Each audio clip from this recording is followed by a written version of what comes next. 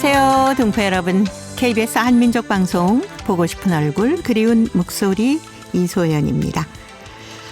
한민족의 전통 스포츠 중에 하나인 씨름. 이 씨름은 유네스코 인류 무형문화유산이자 국가 무형문화재로도 지정이 되어 있습니다. 우리나라에서는 추석 같은 명절 또 설날에도 마을마다 씨름 대회가 열릴 정도로 인기를 끌고 있는데요. 한민족 동포들이 있는 곳에서는 어디서나 씨름이 열린다고 합니다. 특히 중국의 동북 삼성에서도 씨름을 즐긴다 그래요. 동북 삼성에서는 단오, 추석 같은 아주 중요한 명절이면 씨름 대회를 열고 있고요. 남녀노소가 모두 즐기고 있다고 합니다. 이 씨름은 한민족의 소중한 문화유산이자 한민족 특유의 공동체 문화라는 걸 다시 한번 느낄 수 있네요. 자, 오늘 첫 곡 안소라가 노래합니다. 천하장사.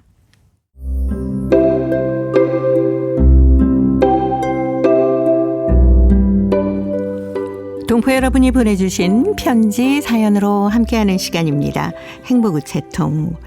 화요일에 행복우체통 홍익대학교 글로벌경영학과 전춘화 교수님과 함께합니다. 어서 오십시오. 안녕하세요. 요즘에 젊은 사람들한테 이 씨름이 그렇게 인기라고 합니다. 혹시 씨름 네. 좋아하세요? 저는 이제 씨름 할 줄은 모르지만 어릴 때부터 보통 이제 저희 살던 지역은 항상 한 8월쯤 되면 이제 운동회가 있어요. 교포들이 이제 주최하는 운동회인데 그렇죠. 거기에서 하이라이트 제일 사람들이 인기 있는 항목이 바로 씨름입니다. 그래서 씨름은 그냥 단순 힘 겨루기뿐만 아니라 그때 당시에는 이제 체급으로 하지만 젊은 친구들 많이 참여하잖아요. 씨름에서 1등한 친구가 1등 신부감, 그러니까 신랑감이에요. 신랑감. 그럼 그네 타는 분이 이제 1등이 신부감이네요. 네, 그래서 제 기억에 씨름을 한다 하면 너도 나도 그냥 키 작은 친구들은 가서 앉아 있고, 그러니까 키 큰 분은 뒤에 있고 엄청 많은 사람 몰려서 보는 기억이 나거든요. 네. 특히 단오 같은 데는 그네 타기도 많이 하잖아요. 그렇죠. 근데 그래서 씨름하고 그네 타기가 같이 했습니다. 네. 그네는 주로 이제 여자분들이 많이 하니까 씨름이나 이렇게 힘을 겨루고, 그것도 힘만 필요한 게 아니라 기술도 필요하고 또 지혜도 필요하거든요. 그런 것도 있고, 또 중요한 거는 민족의 정체성을 이제 사실 교포들만 보는 게 아니라 주위에 살고 있는 타민족 분들도 이때 봐서 보면 조선민족의 어떤 전통을 알려주는, 제일 잘 알려주는 거 그네와 이제 씨름인 것 같습니다.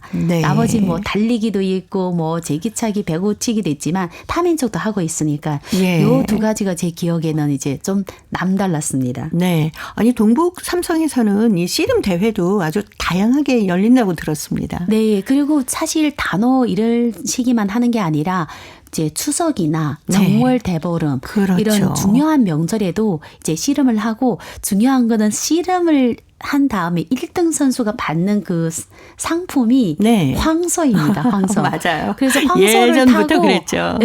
이게 한 게 굉장히 프레이드 행사가 되는 거죠. 그래 그분이 이제 힘만 1등하고 끝나는 게 아니라 그 장소를 이렇게 쭉 돌아가는데 친구들이 특별히 이게 어린 아이들이 엄청 많이 쫓아다녔거든요. 그럼요. 그리고 황소가 이렇게 뭐라 할까요? 굉장히 늠름하게 거기다가 꽃다발 빨간 거를 이렇게 달고 목에 걸고. 맞습니다. 그러다 보니 그게 이제 기억이 너무 많이 나서 지금 또 이제 어디에서 씨름한다 하면 이제 구경하고 싶은 마음이 잔뜩 있죠. 네, 요즘에는 씨름 경기도 많이 하기 때문에 특히 여성분들한테 그렇게 인기가 좋다 그래요. 이게 아무래도 어떻게 보면 힘을 자랑하는 그것도 남성미도 있고, 또 지금 사실 보니까 게임 대회, 이제 국제 게임 대회 보면 여성 팬들이 남성 팬들보다 훨씬 더 많아요. 그리고 적극적이고요. 이제 권투하는 것도 네. 마찬가지로 밑에 보게 되면 여성 그 팬들이 더 많이 모여서 더 좋아하니까 아마 씨름도 그러지 않을까. 그리고 소리도 있잖아요. 네. 저 어렸을 때는 이제 시골에 가면 아주머님들이 그럼 아가씨들이 씨름을 할 때 얼마나 소리를 치는지 응원하면서 네, 응원하면서 그럼 또 넘어질까 말까 할 때 그 아쉬움, 네. 그럼 또 이겼을 때 그 환호성 남달랐습니다. 네. 자, 동포 여러분께서는 이 씨름 어떻게 보셨고 또 어떤 대회에서 이런 경험이 있습니다 하는 사연도 보내주시면 저희가 그쪽의 분위기도 충분히 느낄 수 있을 것 같습니다. 지역마다 아마 굉장히 다르지만 네. 그래도 씨름은 누구나 남녀노소가 다 그렇죠. 좋아하는 네, 운동입니다. 예. 자, 여러분의 씨름 사연 기다리면서 행복우체통 열어보겠습니다. 첫 번째 사연이 중국 길림성 화룡시 마영자 씨 보내오셨습니다. 담배 피우는 남자가 만든 감동이라는 글인데 전춘아 교수님이 먼저 소개합니다. 오늘은 날씨도 따스하고 해님도 방실되는지라 집과 좀 멀리 떨어진 강변으로 갔다.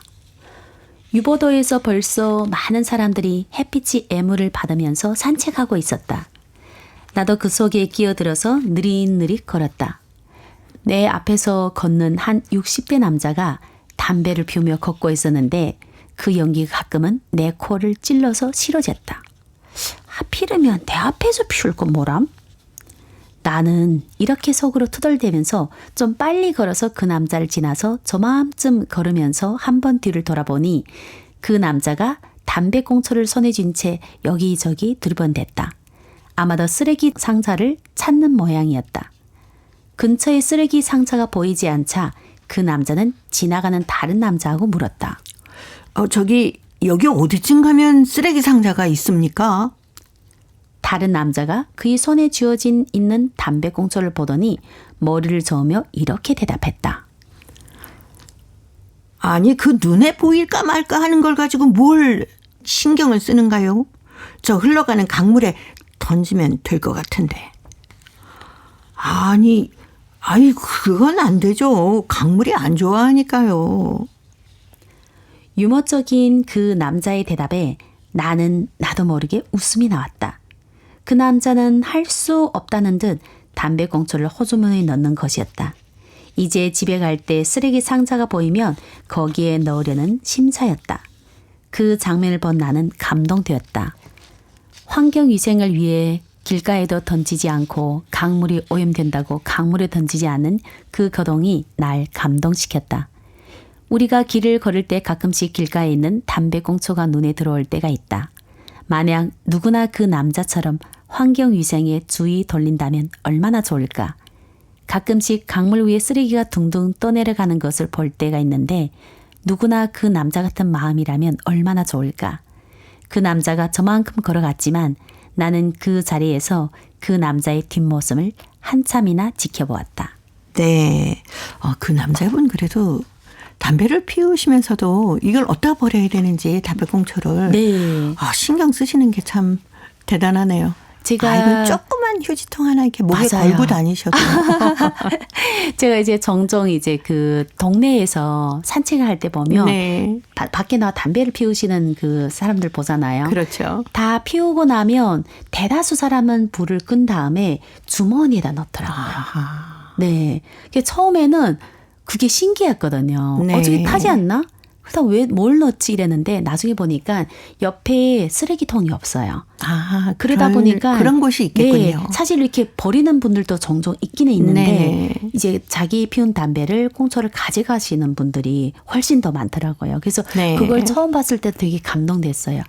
이 사람 이런 면이 더 있구나. 우리가 이제 가끔 길거리에서 담배꽁초 보이긴 하지만 네. 안 보이는 게 이 사람들 담배 다 안 피우나 했는데 그게 아니라 가져가시더라고요. 네. 그래서 담배 냄새는 좀 싫지만 그 행동에도 감동되니까 또 달리 보여서 좋습니다. 네.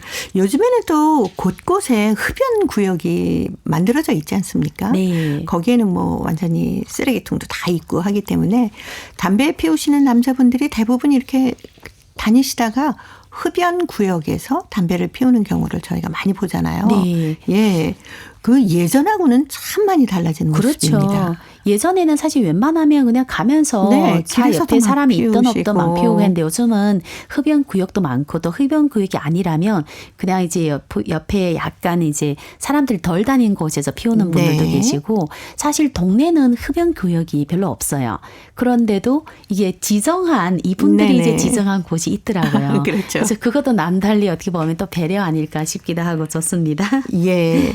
한국에서 예전에는 사실 이렇게 길에서 담배를 피우시다가 그냥 길에다 버리고 발로 쿡쿡 이렇게 끌고.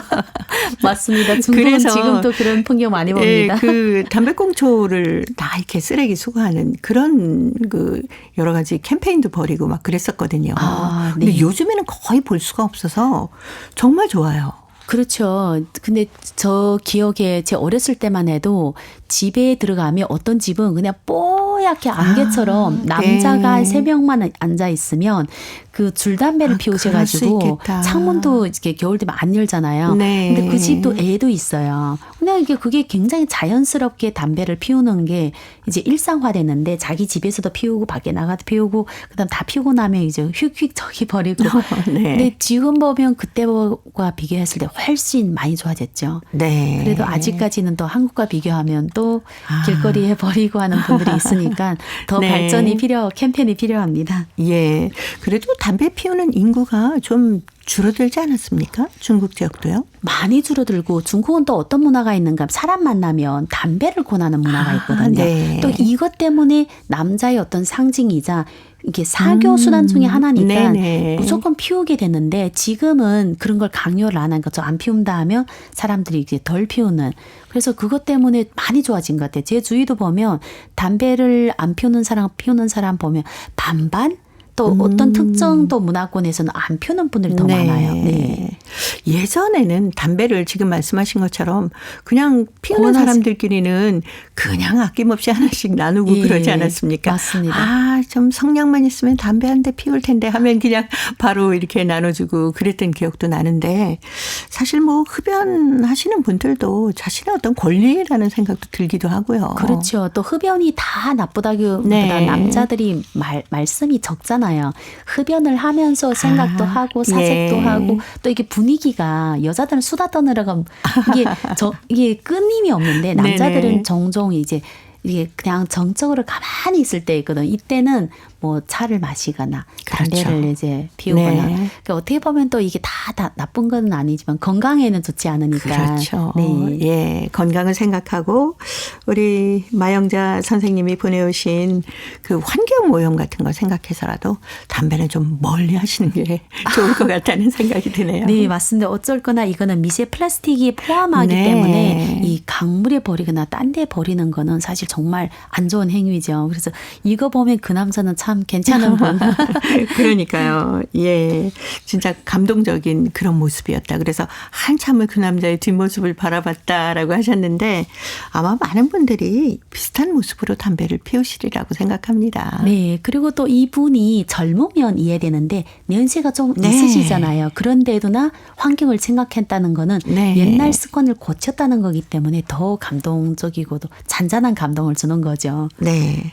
자, 오늘 방송 듣고 계신 분들 중에 담배 즐기시는 분들 이 노래 한번 들어보십시오. 권하들입니다. 금연.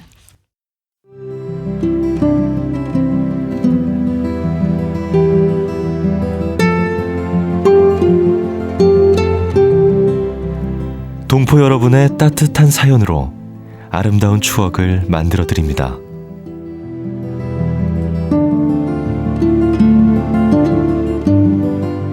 보내실 곳은 대한민국 서울특별시 영등포구 여의공원로 13 KBS 한민족방송 보고 싶은 얼굴 그리운 목소리 담당자 앞이고요. 인터넷 주소도 알려드립니다. KBS 홈페이지 www.kbs.co.kr에 접속하신 다음 라디오 한민족방송 보고 싶은 얼굴 그리운 목소리를 순서대로 클릭하신 다음 청취자 참여 코너에 글을 남기시면 됩니다.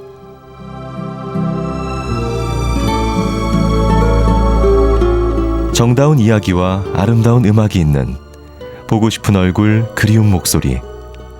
동포 여러분과 늘 함께하겠습니다. 동포 여러분의 편지 사연으로 함께하는 행복우체통. 화요일의 편지 손님 홍익대학교 글로벌 경영학과 전춘화 교수님과 함께합니다. 자, 이번 사연 중국 길림성 훈촌시 황은혜 학생이 보내왔습니다. 엄마의 당부라는 글인데요. 제가 소개해 드릴게요. 오늘 아침 우리 집은 건망증이라는 글을 읽고 독후감을 쓴 후에 엄마한테 검사해 달라고 부탁을 했다. 엄마, 내가 쓴 독후감 한번 읽어보쇼. 글을 읽던 엄마가 웃으셨다. 은혜야, 너 느낀 부분 쓴 거 있잖아. 엄마 아빠를 키우겠다 쓰지 말고 엄마 아빠를 모시겠다라고 써야 한다. 그런데 한족말로는 엄마 아빠를 키운다라고 얘기하는데. 한족말과 조선말 언어가 그렇게 같지 않단다. 빨리 고치거라. 나는 엄마 말대로 틀리게 쓴 대목을 고쳤다. 이제 내가 커서 돈을 많이 벌면 나를 키우느라 고생하신 엄마 아빠를 잘 모시겠습니다. 은혜야, 봐라. 그렇게 쓰니 글이 얼마나 예뻐졌니? 그렇다. 내 보기에도 문장이 퍽 자연스러워진 것 같았다. 나는 엄마한테 고맙다고 인사를 했다. 엄마, 내 문장을 이쁘게 다듬어줘서 고마워요. 그러면서 한마디 보탰다. 엄마, 조선말은 격식이 많아서 쓰기가 시끄러워요. 은혜야, 우리 민족은 자고로 예의 바른 민족이기에 언어도 다양하고 아름답단다. 이런 아름다운 언어를 자라나는 너희들이 세세대대 지켜나가야 한단다. 시끄럽다고 아무렇게나 쓰면 절대 안 된단다. 네, 알겠습니다. 이렇게 말씀하는 엄마가 얼마나 정색을 하는지 나는 잘 알아듣지도 못한 채 대답을 하며 머리를 조아렸습니다. 라는 글입니다. 네. 근데 엄마가 선생님 같으시네요.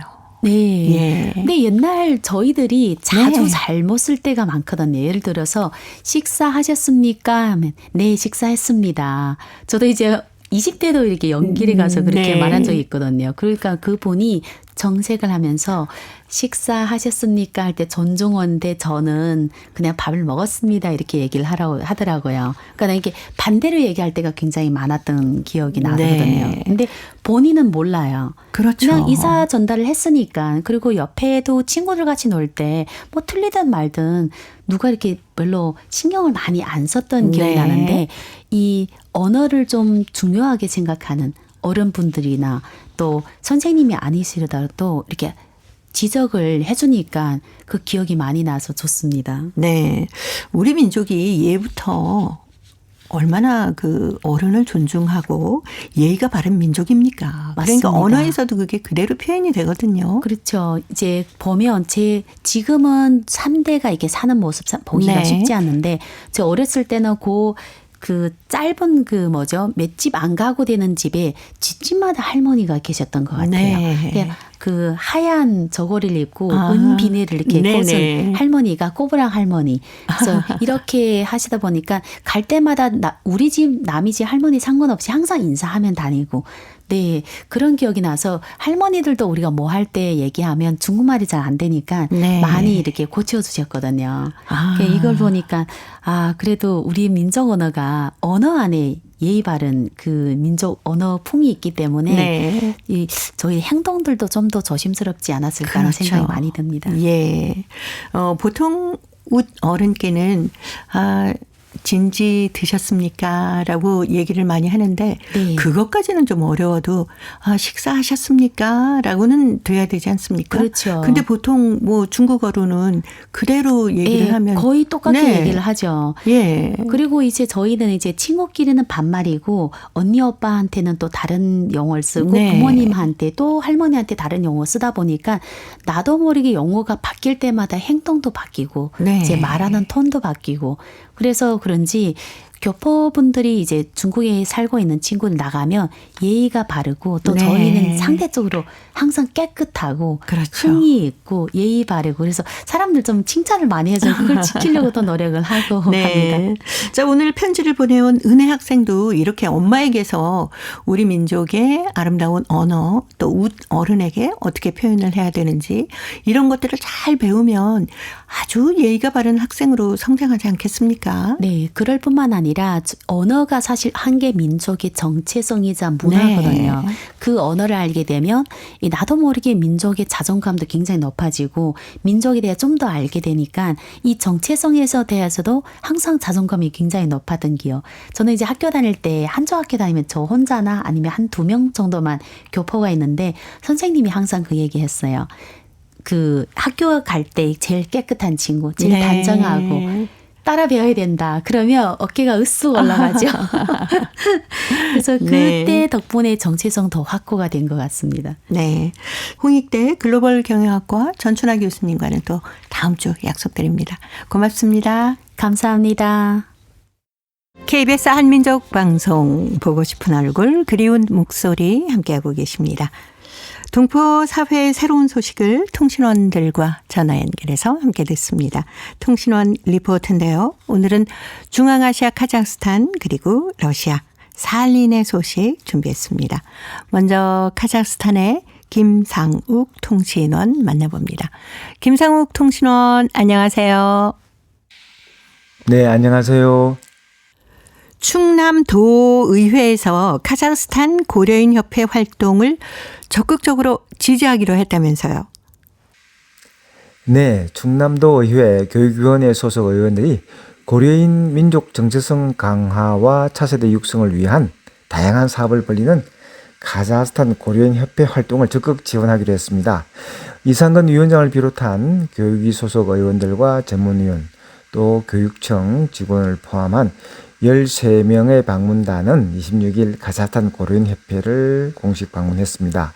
이 위원장은 220만 충남도민을 대표하는 48명의 의원 중에서 교육위 소속 8명의 의원들이 고려인 동포 교육에 대한 깊이 있는 이해를 위해 현장을 방문했다면서 방문 목적을 밝혔습니다. 이후 시작된 간담회에서 신유리 회장은 방문단에게 고려인 현황에 대해서 상세히 설명을 했습니다. 신 회장은 카자흐스탄 고려인들은 의료, 학술, 정치, 경제 등 각 분야에서 눈부신 활동을 하고 있다면서 김베라, 하원 이른을 비롯한 성공한 고려인들의 이름을 일일이 거명을 했습니다.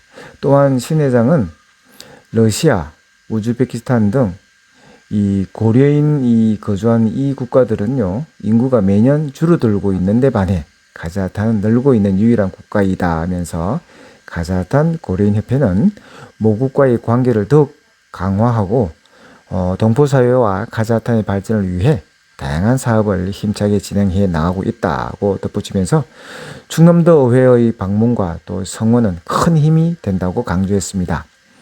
이어진 질의응답 시간에 이용국 부위원장과 또 의원들은 아산시 신창면 다문화 가정 중 고려인 자녀들에 대한 교육 문제, 그리고 카자흐스탄 유학생 유치를 통한 지역 활성화 문제, 한국 내 카자흐 학교 설립에 따른 폐교 확보 방안, 고려인 협회가 역점을 두고 추진하는 신고려인 마을 조성 사업 등에 대해 집중적으로 의견을 교환하며 열띤 토론을 벌였습니다. 방문단은 이어 고려극장, 고려문화원, 알마티 교육원 등을 방문하여 충남 내 K-팝 고등학교에 입학하려는 카자흐 학생 수요 조사까지 매우 꼼꼼하고 알찬 일정을 소화했습니다. 현재 카자흐스탄에는 12만 명의 고려인들이 거주하며 포브스지 선정 50대 부호에 7명의 고려인 작가가 이름을 올리고 있습니다. 그리고 고려인 복서 겐나디 골로킨이 월드 복싱 올림픽위원회 의장에 선임됐다는 아주 반가운 소식이 있군요. 네, WBA, WBC 등 복싱 4대 기구 올림픽 미들급 통합 챔피언을 지낸 전설적인 복서 겐나디 갈롭킨이 복싱의 올림픽 정식 종목 유지를 목표로 하는 국제단체인 월드복싱 올림픽위원회 의장에 선임됐습니다. 갈롭킨은 월드복싱을 대표해서 복싱의 올림픽 정식 종목 유지를 위해 국제올림픽위원회와 긴밀하게 의사소통할 얼굴 노릇을 맡았습니다. 갈롭킨은 복싱을 올림픽 종목으로 유지하는 게 중요하다. 이것이 최우선 과제가 될 것이라면서 정직과 공정성, 투명성이라는 올림픽 가치에 대해서도 IOC와 긴밀하게 협력할 것이라고 성명을 냈습니다. 2004년 아테네 올림픽 은메달리스트인 갈롭킨은 국내에도 아주 많은 팬층을 가지고 있죠. 그는 프로 전향 후 42승 2무 1패의 전적을 기록하며 프로복싱 미들급 챔피언으로서 오랜 시간 전 세계 복싱 팬들의 사랑을 받았습니다. 카자흐스탄 국민들의 영웅이자 또 고려인들의 자랑인 그는 지난해 오랜 선수 생활을 접고 은퇴했습니다. 이후 겐나디는 이 토카예프 대통령에 의해서 카자흐스탄 국가올림픽위원회 위원장으로 추천되었고 즉시 취임해서 행정가로서의 삶을 시작을 했습니다. 2016년 리우데자네이루 대회까지 올림픽 복싱을 관장해왔던 국제복싱연맹 IBA는 편파 판정과 또 이 불투명한 재정 등을 이유로 IOC로부터 올림픽 퇴출 통보를 받은 바 있습니다.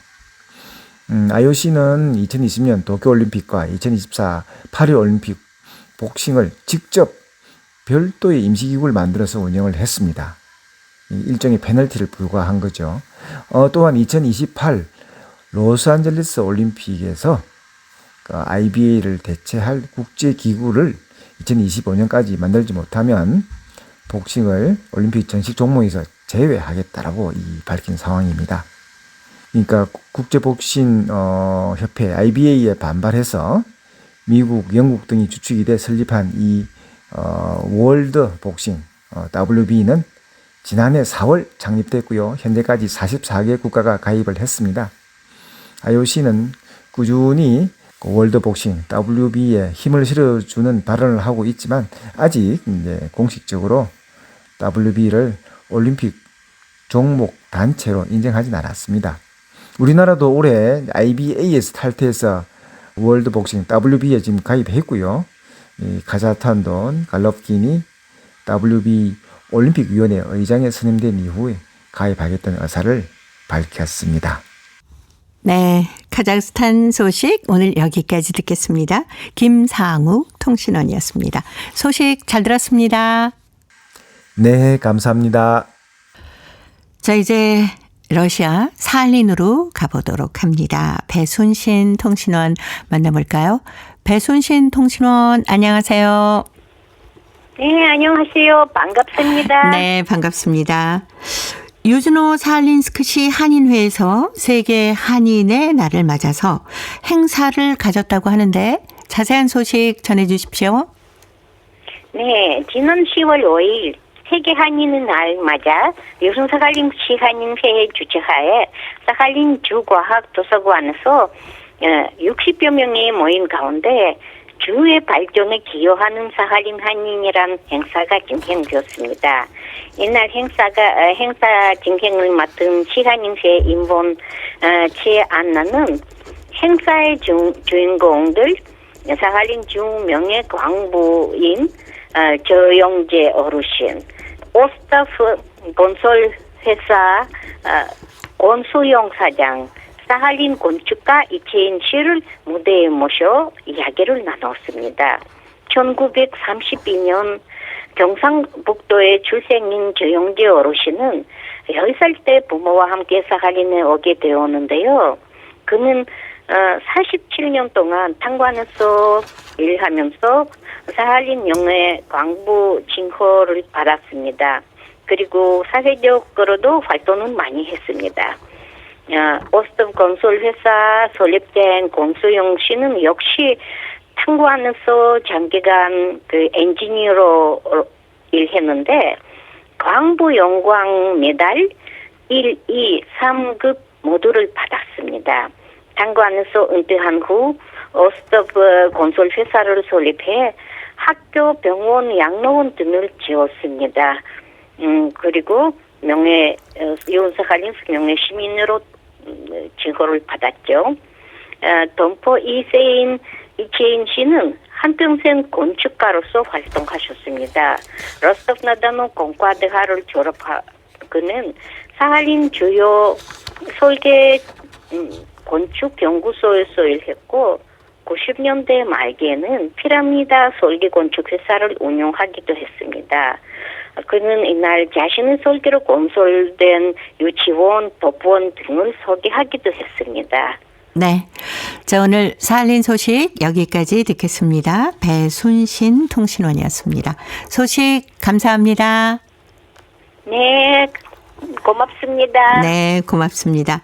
지난 10월 5일 세계 한인의 날을 맞아서 유즈노 사할린스크시에서 주의 발전에 기여한 사할린 한인이란 행사가 개최가 됐습니다. 이날 그 행사에 주의 발전에 기여한 분이 3분 소개가 됐는데요. 먼저 1932년 경상북도 출생인 조영재 어르신입니다. 10살 때 부모와 함께 사할린으로 오게 됐다고 하는데요. 47년 동안이나 탄광에서 일을 했고 사할린의 명예 광부 칭호를 받으면서 사회적인 활동을 많이 하셨다고 합니다. 그리고 또 두 번째는 오스토브 건설회사 설립자인 권수영 씨였는데요. 역시 탄광에서 장기간 일을 했고 탄광에서 은퇴를 한 후에는 오스토브 회사를 설립을 해서 학교, 병원, 양로원 등을 지었다고 합니다. 그리고 세 번째 동포 2세 이채인 씨는 평생을 건축가로 활동하신 분입니다. 사할린의 주요 설계 건축 연구소에서 일을 하시면서 자신의 설계로 건설이 된 유치원이나 법원 등을 이날 직접 소개를 하시기도 했다는 사할린 지역의 소식이었습니다. 자, 이제 퀴즈를 통해서 대한민국의 역사와 문화까지 배울 수 있는 퀴즈 한마당 이어드립니다.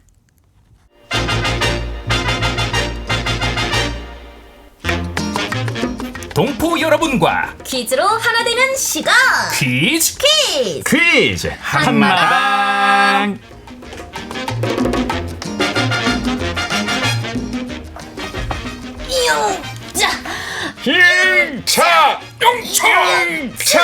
용자 용차 아니 왜 이렇게 엇박으로 댕기는겨? 이래갖고 올해 우리 마을에 우승 허겄어. 아따 형님 이거 다 작전인 거 몰라요?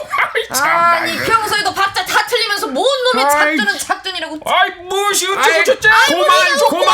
그만 두 사람은 어찌게 된게 만나기만 하면 아웅다웅이여. 아 이장님 아니 출순애가 자꾸 나한테 이렇게 말하는데 이것도 어떻게 좀 안 돼요. 됐고 자 두 사람이 자리를 바꿔보더라고. 아니 형님 나가 앞에서 끌어야요. 아니 나가 앞에서 끌 텐게 자네는 뒤에서 끌어. 아니 내가 아이 암요.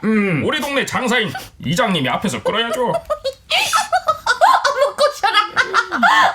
아유 그러면 이장님 에이. 나는 어디서 할까요? 자 영인애는 네. 철수 뒤에서 끌어. 아 싫어요.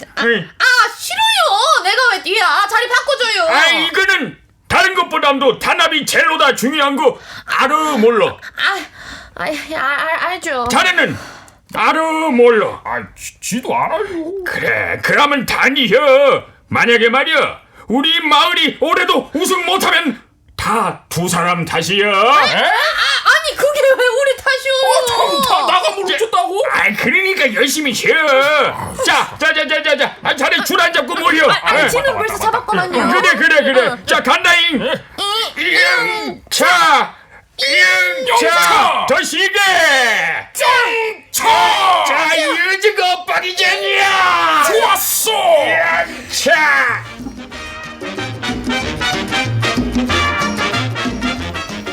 마을대항 이것 대회를 준비하는데 올해는 우승을 하기 위해 이장님을 비롯해 동네 사람들이 구슬땀을 흘리면서 연습을 하고 있네요. 네, 그러게요. 꼭 우승했으면 좋겠네요. 이것은 여러 사람이 편을 갈라서 굵은 밧줄을 마주 잡고 당겨서 승부를 겨루는 놀이를 말하는데요. 이것을 삭전, 조리지희, 갈전이라고도 하는데 재앙을 막고 풍년을 비는 농경의식으로 이것을 통해 농촌사회의 협동의식과 민족생활의 변화를 알 수 있는 문화적 의미를 지니고 있습니다. 우리나라는 물론이고 논농사를 짓는 중국이나 일본, 동남아시아 지역 전역의 농촌에서 이것을 한다고 합니다. 우리나라에서는 이것에 사용되는 줄을 마을 사람들이 직접 만들어서 사용하는데요. 이것은 한국의 전통 스포츠인데요. 국가 무형문화재로 등록돼 있습니다. 한국의 이것은 2015년 유네스코 인류 무형문화유산으로 지정됐는데요. 우리나라와 함께 캄보디아, 필리핀, 베트남 등 동아시아 4개국이 함께 공동 등재가 됐습니다. 자, 여기서 문제 나갑니다. 여러 사람이 편을 갈라서 굵은 밧줄을 마주 잡고 당겨서 승부를 겨루는 놀이를 말하는데요. 우리나라의 전통 민속놀이 중 하나로 학교 운동회에서도 이것을 합니다. 이것은 무엇일까요? 자, 보기 드립니다. 1번 줄다리기, 2번 사다리 타기, 3번 벽타기. 정답을 보내주신 분 가운데 일주일에 한 분 추첨해서 소정의 상금이나 상품을 보내드립니다. 퀴즈 한마당. 지금까지 성우 전종건, 이도하. 주예진이었습니다. 감사합니다. 안녕. 또 봐요.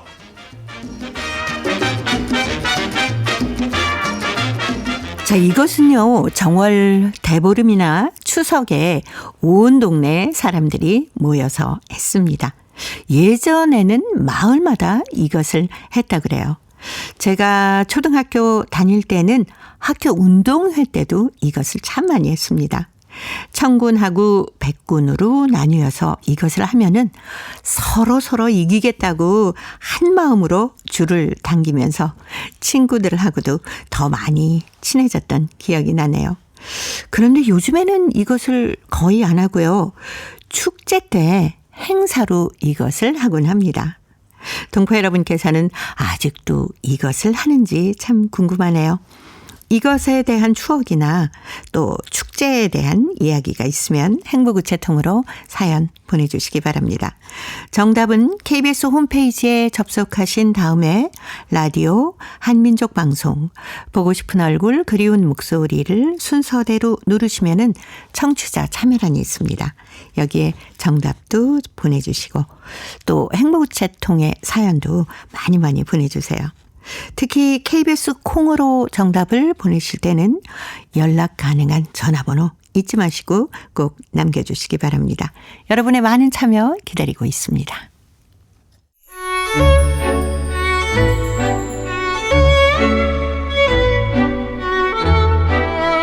고려인들의 역사를 재조명하고 그들의 삶의 애환을 살펴보는 시간, 고려인 이야기. 사단법인 고려인 마을 역사유물전시관의 김병학 관장님 전화로 만나봅니다. 관장님 안녕하세요. 예, 안녕하십니까. 네, 저희가 지금 한글 문학 2세대 작가인 박현 작가에 관한 얘기를 나누고 있습니다. 어떤 분인지 다시 한번 간단하게 소개해 주십시오. 예, 박현 작가는 고려인이 아닙니다. 이분은 북한에서 네. 이렇게 1936년에 북한 평양에서 태어나신 분이고 1963년에 평양의 문학대학을 졸업하신 이 문학도입니다. 그런데 이분은 가족이 64년에 아오지 탄광으로 추방이 됐을 때 네.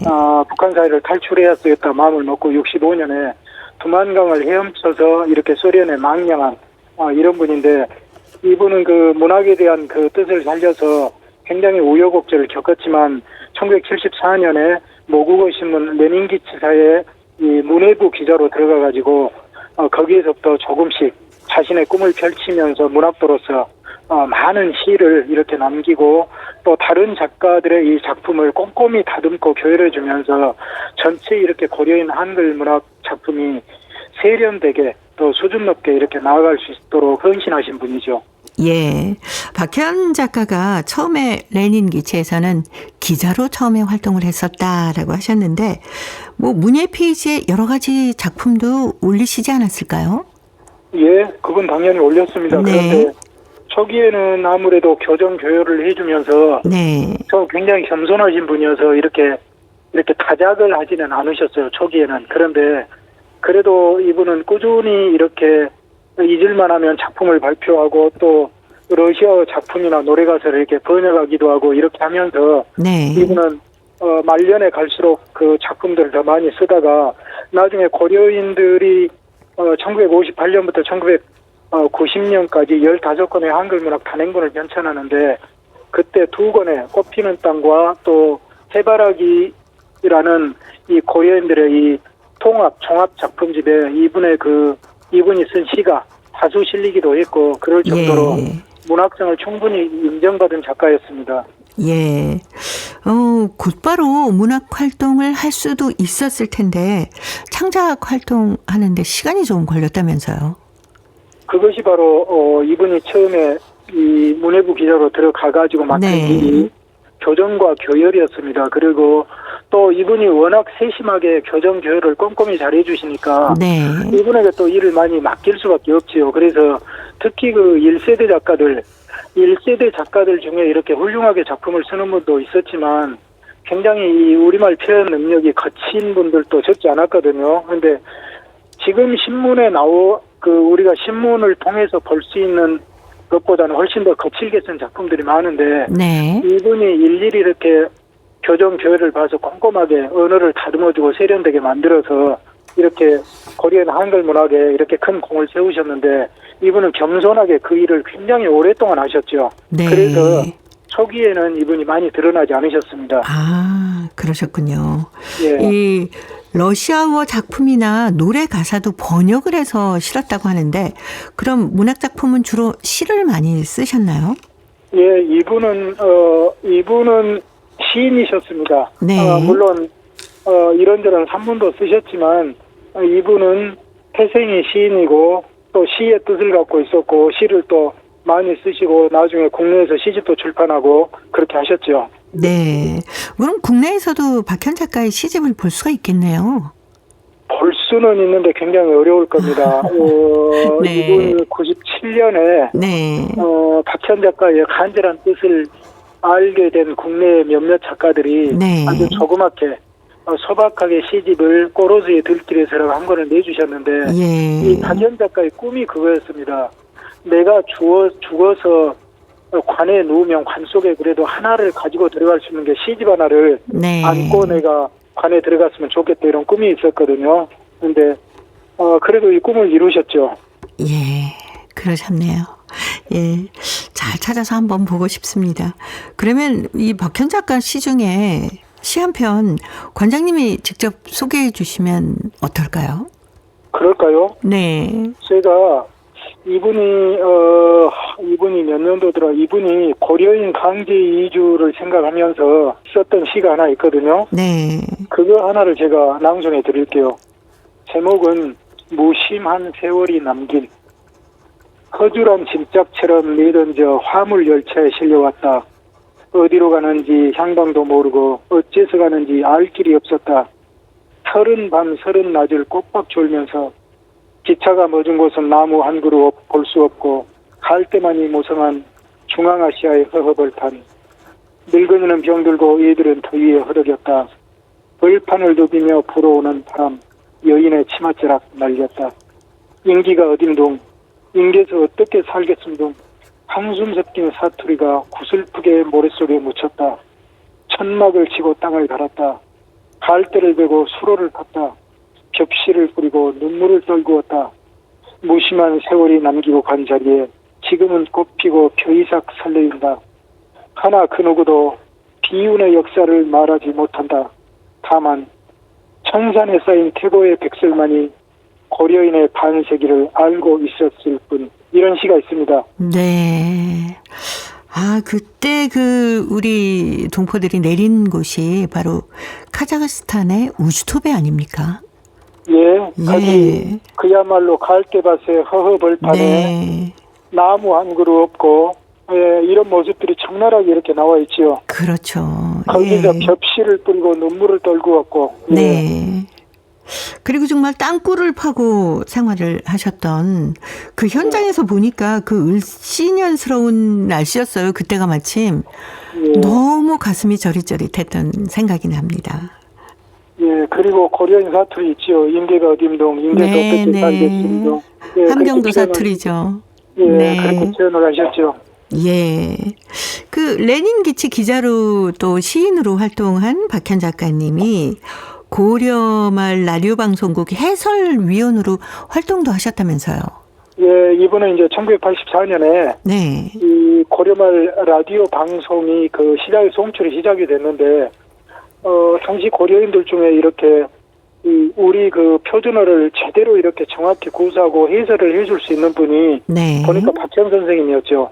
그래서 이분이 신문사 기자도 하면서 주로 이제 그 일로 해서 해설위원으로 오랫동안 이 방송에서 또 일을 하시고 고려인들 이런 인터뷰 하시면서 이분은 목소리로 많은 걸 남기셨습니다. 아, 예. 근데 몸이 안 좋으셨다면서요. 예, 이분이 참 아쉽게도 1991년 말에 이제 한국을 처음 방문하셨는데 네. 그때 몸이 안 좋아서 진단을 받아보니까 신장 기능이 망가져 있었죠. 그래가지고 네. 치료를 받다 돌아가서 몇 년 후에 그래도 신장 이식 수술을 받았는데 그 뒤로도 한 4년, 5년 못되게 사시고 네. 98년 1월에 작고하셨죠. 충분히 더 사실 수 있는데. 예. 아, 안타깝습니다. 예. 그러게요. 예, 참 좋으신 분이었고 또 특히 박연, 박경남 부부는 네. 고려인 사이에 알려진 원앙 부부였습니다. 평생을 싸우지 않고 네. 이렇게 아기자기하게 신문사에서 같이 일하면서 사셨던 분으로 그렇게 이렇게 좋으신 분들이었는데 참 또 그 남편을 또 그렇게 일찍 데려가셔서 네. 그렇게 됐습니다. 예. 자, 고려인 이야기 오늘은 박현 작가에 대한 얘기 또 나눠봤습니다. 오늘도 사단법인 고려인 마을 역사유물전시관의 김병학 관장님이었습니다. 다음 주에 또 뵙겠습니다. 관장님. 네, 감사합니다. 네, 고맙습니다. 양희은의 아름다운 사람 듣습니다. 저도 인사드릴게요. 함께해 주신 동포 여러분 고맙습니다.